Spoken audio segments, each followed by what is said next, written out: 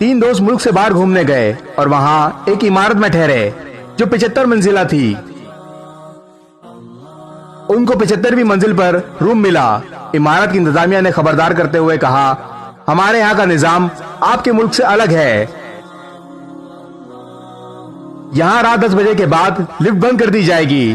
10 बजे से पहले आना होगा, वरना आपको सीढ़ियों के जरिए रूम तक जाना होगा।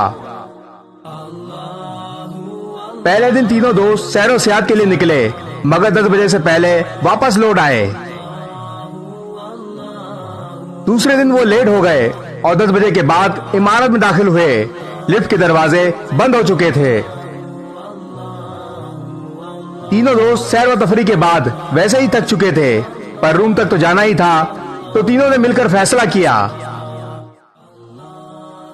ऐसे सीढ़ियां चढ़ते हुए तो हम थक जाएंगे। हम बारी बारी एक दूसरे को किस्से सुनाते हुए चलते हैं।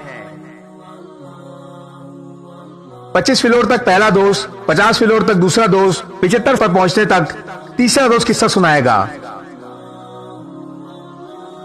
पहले दोस्त ने कहा, मैं तुम्हें लतीफे और मजाया किस्से सुनाता हूं। अब तीनों हंसते मजाक करते हुए चलते रहे और 25वें फ्लोर तक आ गए।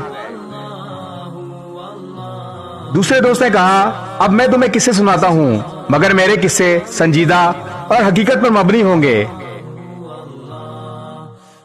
वो संजीदा और हकीकी किस्से सुनते हुए 50वीं मंजिल तक पहुंच गए। तीसरे दोस्त ने कहा, अब मैं तुम लोगों को कुछ गमगीन और दुख भरे किस्से सुनाता हूं, जिस पर सब मुत्तफिक हो गए।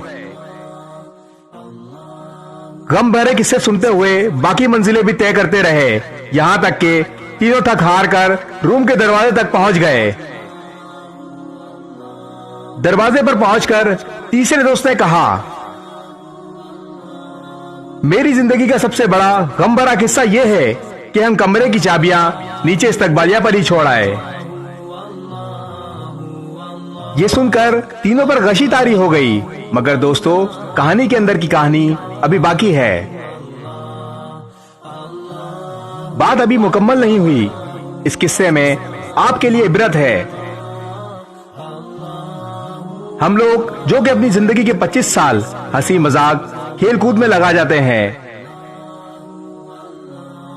फिर बाकी के 50 साल तक शादी, बच्चे, रिस्क की तलाश, नौकरी जैसी संजीदा जिंदगी में फंसे रहते हैं।